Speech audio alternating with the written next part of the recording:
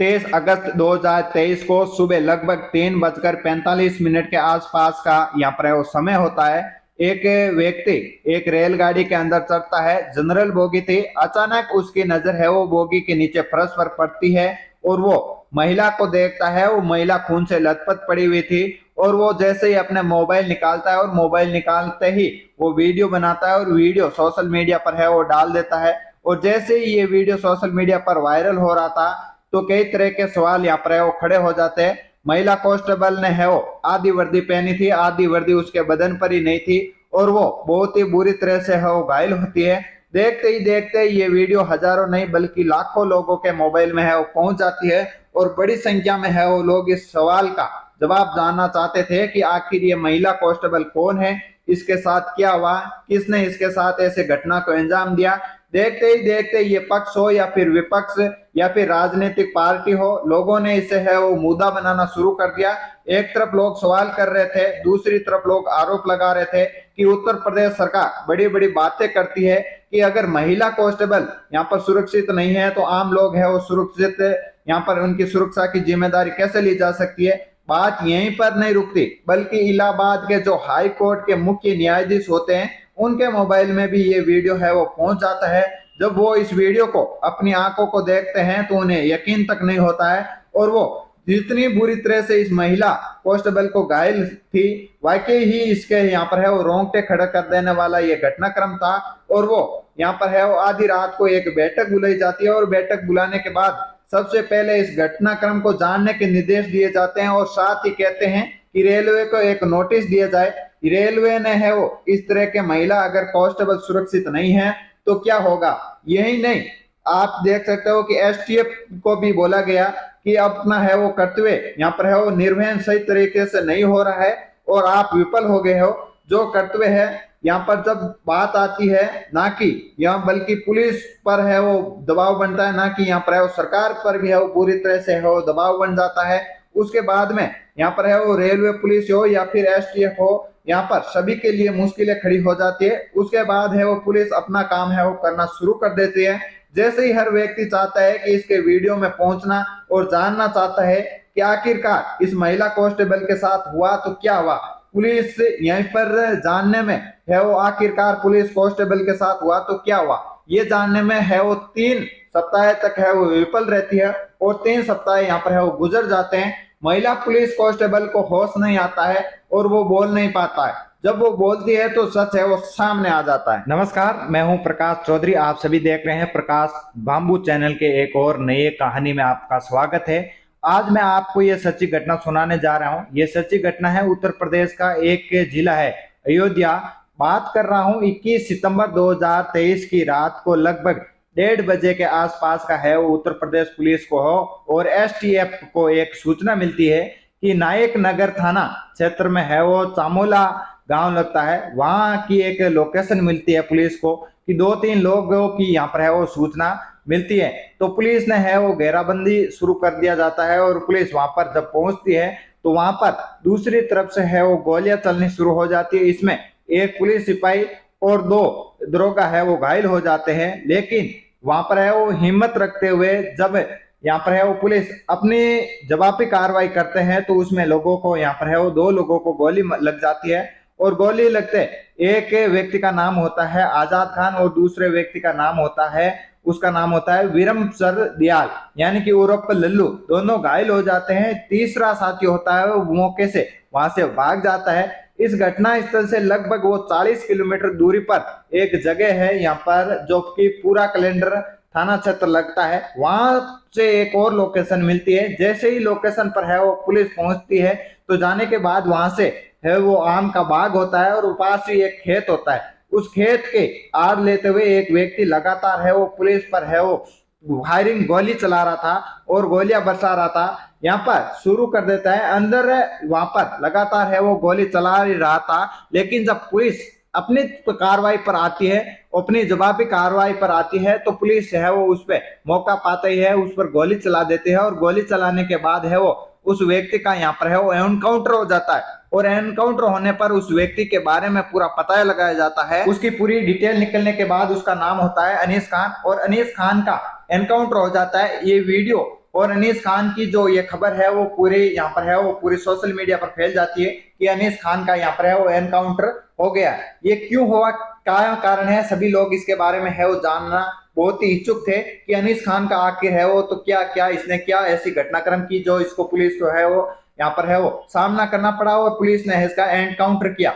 तो मैं अब आपको बता दूं कि जो महिला कांस्टेबल थी जो ट्रेन में घायल अवस्था में थी, तो इसका यहाँ पर है वो कहानी उसकी अभी यहाँ पर है वो शुरू होती है। जिला सुल्तानपुर थाने में है वो तैनात महिला, उसका नाम होता है सुमित्रा पटेल, और उसको यहाँ पर है वो अयोध्या में है वो सावन के महीने में लगने वाली ड्यूटी में है वो भेज दिया जाता है और 10 दिन की ये ड्यूटी होती है। और वो महिला यहाँ से है वो अपने ट्रेन के लिए 29 अगस्त 2023 को है वो शाम को यहाँ पर है वो फापा रेलवे स्टेशन पर है वो पहुंचती है।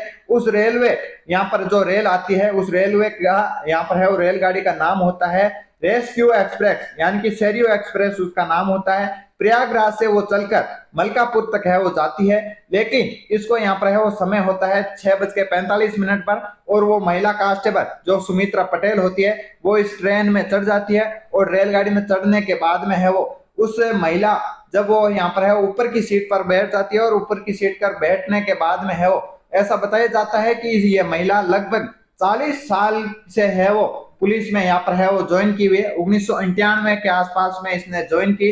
यहाँ पर है वो महिला कांस्टेबल है वो रेलगाड़ी में बैठ जाती है और बैठने के बाद में यहाँ पर चलती रहती है ट्रेन, अपना रफ्तार पकड़ लेती है। उसके बाद में है वो ट्रेन जैसे ही आगे बढ़ती है तो वहां पर ऐसे लड़के आते हैं उस बोगी में जो इस महिला कांस्टेबल के साथ है वो छेड़खानी शुरू कर देते हैं। तब उस महिला को इतना गुस्सा आता है कि गुस्से में है वो नीचे उतरकर उससे जो छेड़छाड़ी करने वाले लड़कों को है वो जोर से एक मारती है, और रोज मारने के बाद में है वो लड़के वहां से भाग जाते हैं। भागने के बाद में है वो महिला वहां पर है वो वापस अपनी सीट पर बैठ जाती है, और बैठने के बाद में है वो लगभग यहाँ पर इस महिला को अयोध्या में उतरना था क्योंकि उसकी महिला की 10 दिन की जो ड्यूटी थी वो अयोध्या में थी। लेकिन जब वो महिला अपनी सीट पर है वो लेट जाती है तो उसकी आंख लग जाती है, और लगभग रात का समय होता है 12 या फिर 12:30 बजे के आसपास का ये समय होता है। जब महिला की आंख खुलती है तो ट्रेन है वो मलकापुर पहुंच चुकी होती है, क्योंकि आंख लगने के कारण है वो अयोध्या नहीं उतर पाती है।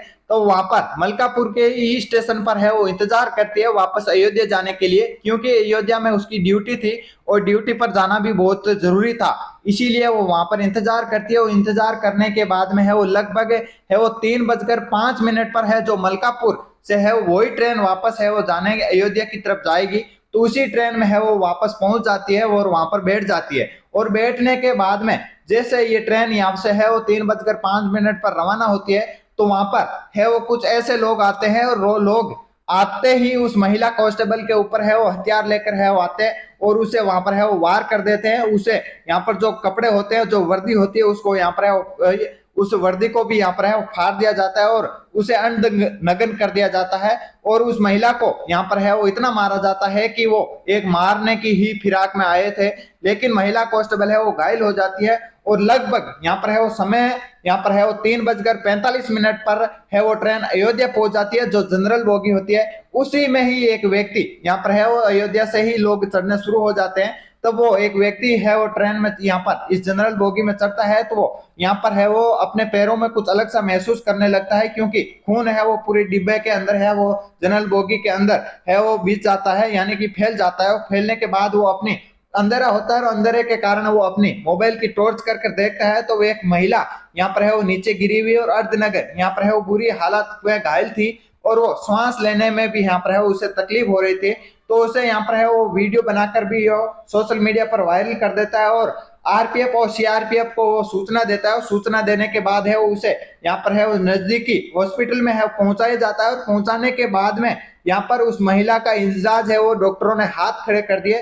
तब उसके यहाँ पर है वो KGNU में यानी कि ट्रॉमा सेंटर में उसे यहाँ पर है वो भर्ती करवाया जाता है दूसरे हॉस्पिटल में, और उसे वहां पर है वो सारी जानकारी लेने की कोशिश की जाती है, लेकिन महिला है वो यहाँ पर बोल नहीं पाती, कुछ बता नहीं पाती है। और यहाँ पर लगातार समय है वो लगातार 3 सप्ताह तक यहाँ पर है वो चलता है, लेकिन 3 सप्ताह के अंदर यहाँ पर है वो पुलिस हो या फिर उत्तर प्रदेश सरकार हो, सभी के ऊपर यहाँ पर है वो दबाव बनाया जाता है। और जब ये वीडियो यहाँ पर है वो हाई कोर्ट जज के पास पहुंचता है उत्तर प्रदेश के, तो वो भी एक रात को यहाँ पर है वो मीटिंग लेते हैं और मीटिंग में जो निर्णय लेते हैं और निर्णय पर है वो ठोस कदम उठाए जाते हैं कि ये घटना हुई तो आखिर हुए कैसी। तब ये पुलिस और सीआरपीएफ जब अपनी कार्रवाई में यहाँ पर लगते हैं तो उनको यहाँ पर है वो कुछ कुछ सबूत यहाँ पर है वो हाथ लगने शुरू हो जाते हैं। और जब सीसीटीवी कैमरों को यहाँ पर है वो लिया जाता है और उस ट्रेन में जब वो यहाँ पर है उनके मोबाइल ट्रेस की जाती है, उनकी लोकेशन यहाँ पर है वो सारा कौन कौन से मोबाइल थे, क्या क्या था, यहाँ पर सारा उस पुलिस के द्वारा ट्रेस किया जाता है। और ट्रेस करने के बाद में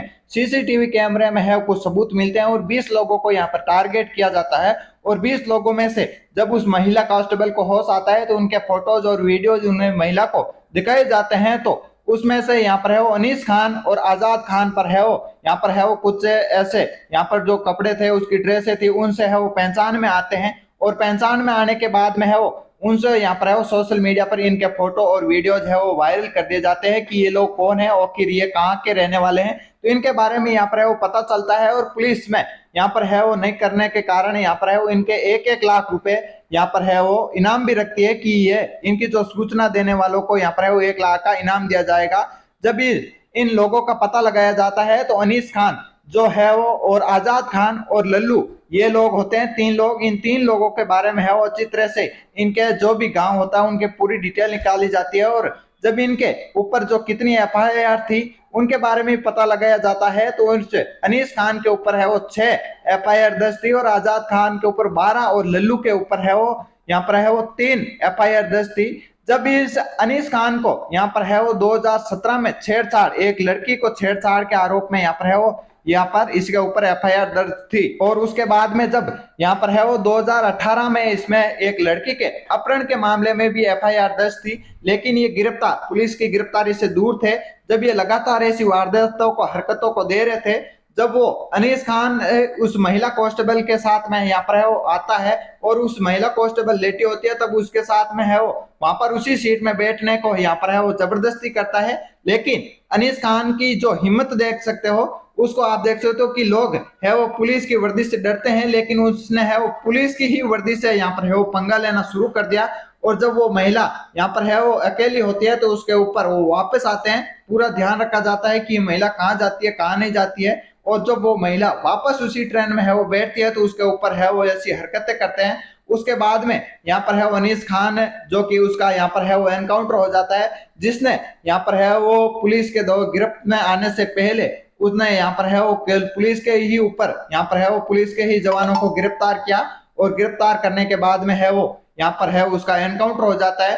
तो दोस्तों ये वीडियो में यहाँ पर है वो ये घटना का सुनाने का उद्देश्य, जो घटनाक्रम सुनाने का उद्देश्य है वो किसी का दिल दुखाने का नहीं है, बल्कि आपको सचेत और जागरूक करने का है, बल्कि आप यहाँ पर है वो इसे कैसे बचे जाए और किस प्रकार ये घटनाक्रम होते हैं। तो दोस्तों ये वीडियो में दी गई जानकारी, ये कहानी यदि आपकी अच्छी लगे तो वीडियो को लाइक करके शेयर जरूर कर दीजिएगा। और आपने अभी तक इस चैनल को सब्सक्राइब नहीं किया तो सब्सक्राइब करके बेल आइकन ऑन कर दीजिएगा। मिलते हैं एक नए वीडियो नई कहानी के साथ, तब तक के लिए जय हिंद, जय भारत, वंदे मातरम।